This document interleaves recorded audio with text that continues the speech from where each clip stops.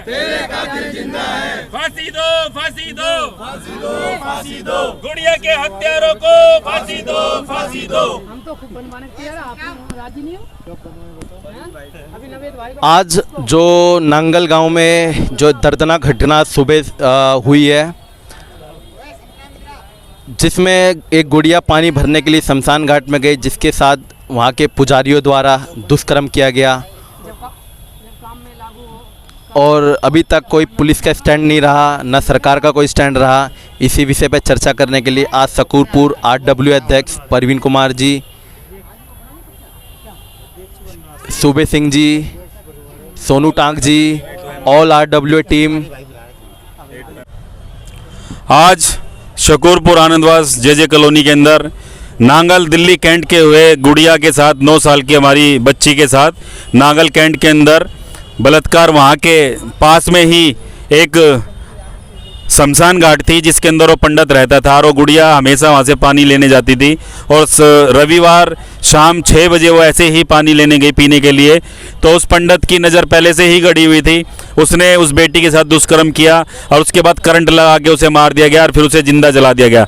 आज उसके रोष में हम डेली शकूरपुर RW पूरी टीम हमारी नांगल कैंट डेयरी पे जाती है और पूरे दिन वहाँ पे भूख हड़ताल पर बैठती है और उसे इंसाफ दिलाने के लिए हर उम्मीद से हर प्रशासन के उस अधिकारी से मांग उठाती है। और आज हमने इसी विषय पे पूरी शकूरपुर आनंदवास ने कैंडल मार्च निकाला और कैंडल मार्च निकालते हम पूरी कॉलोनी का दौरा करते हुए अब भीमराव अंबेडकर जी पार्क में आ पहुँचे हैं और पूरी टीम हमारे साथ है। और भी हमारे स्वर समाज के लोग आए, D ब्लॉक वाल्मीकि मंदिर की भी टीम हमारे साथ है और हमारे साथ और भी सामाजिक संस्था पूरी तन मन से बिल्कुल साथ थी।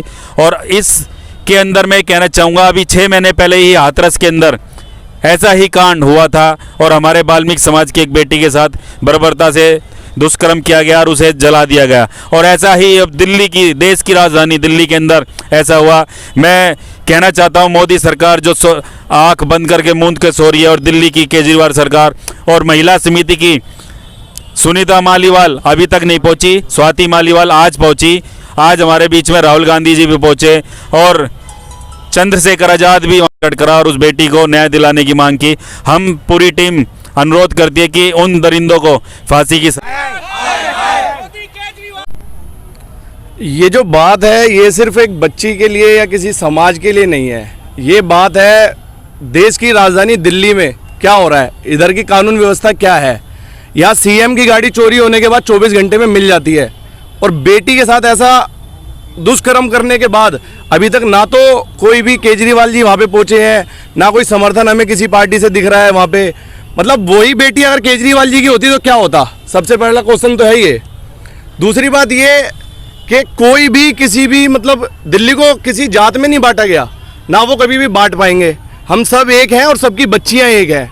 तो मेरा केजरीवाल जी से सीधा सीधा क्वेश्चन यही है कि अगर वो बेटी आपकी होती तो तब भी यही एक्शन लिया गया होता क्या? केंद्र सरकार से साफ साफ कहना है कि सब कुछ केजरीवाल देखेंगे, लेकिन केजरीवाल जी भी कुछ नहीं देखेंगे और वो भी कुछ नहीं देखेंगे। इसलिए जो देखना है हमने ही एक होके देखना है, बच्चे हमने अपने सुरक्षित करने हैं अपने अपने घर में, बस यही। ये जो दरिंदगी की गई है एक प्यारी सी फूल सी बच्ची के ऊपर, हम पूरी एम ब्लॉक और पूरे शकूरपुर की टीम इसका बहुत ज़ोरदार तरीके से विरोध करते हैं।